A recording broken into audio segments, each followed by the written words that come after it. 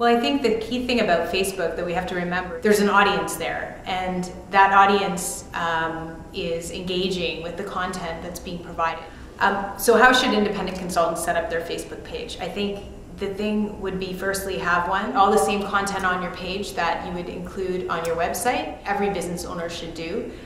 In terms of how much you then use that page and further engage, it depends on what your marketing goals are, and then you would tailor those activities based on your marketing.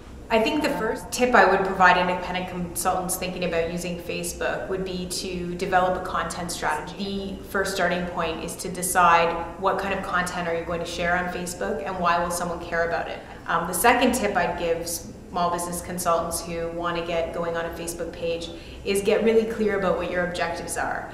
What is the purpose of the page within your marketing program, and what actions are you trying to drive? So who are you trying to get the page to reach, and what do you want them to do when they reach it? And then I think the last thing I would say in terms of a tip is just to engage with people. Twitter can be a great way to build an audience because there's a lot of people on Twitter and they're using, consuming, and sharing content. Just posting on your blog, on your website, isn't necessarily reaching anybody. Twitter can help to amplify the number of people that your blog posts reach by getting it out to a wider audience and driving more people back to read your articles.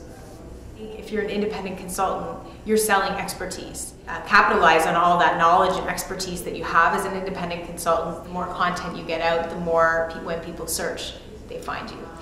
Communicating in 140 characters or less can always be challenging because you have so many more characters worth of ideas and thoughts that you want to convey. Twitter is a place where people who have a certain interest or a certain kind of content that they're looking for, and they can follow like-minded people, they can follow particular hashtags, and they can find that content aggregated. So I recommend to consultants when they're first thinking about using Twitter for their business, it's really important to understand how people use Twitter.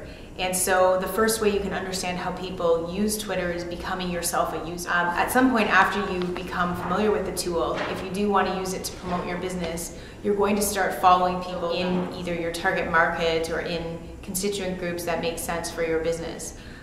Really the only reason anybody will follow you is because they think that you're going to communicate or aggregate interesting content that they're interested in.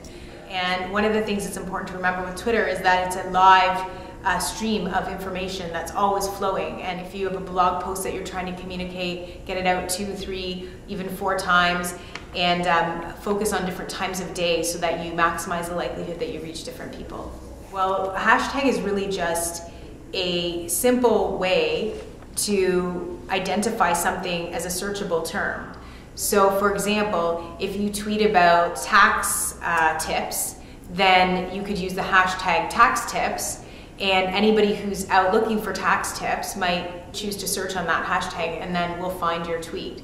I feel that you should update your LinkedIn status frequently because the more that you update your status, the more frequently the more likely you are going to be appearing in other people's newsfeed on their pages. And so I think the search feature can be a really valuable tool for consultants. Using the search tool is a great way to find people that may not be a first connection to you, but maybe a connection of a connection that can be really useful contact.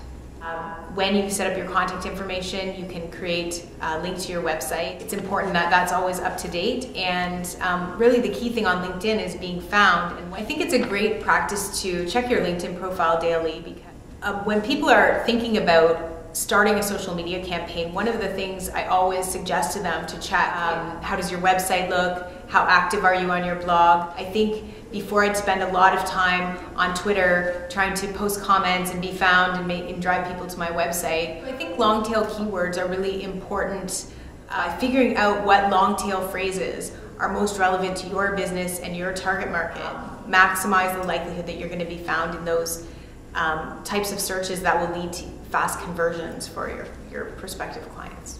Consultants' 5 tips for LinkedIn. First and foremost, make sure your profile is robust and complete. So secondly, I would make sure that you think about the keywords, both long tail keywords and all the keywords that you want to be found for. And the third thing I would say to consultants is just use it.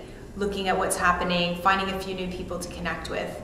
can really start the ball rolling. It's a lot more valuable if you actually use it to communicate with people. And so key thing is understanding what is your objective, what are you trying to accomplish, who are you trying to reach, who's your target market, what do you want them to think and feel about you, and how are you able to communicate that. And I think once you get solid on those 3 points, it will naturally help you understand what social media tool is the right tool for your specific type of business, and also how it can fit into your existing marketing activities the most effectively.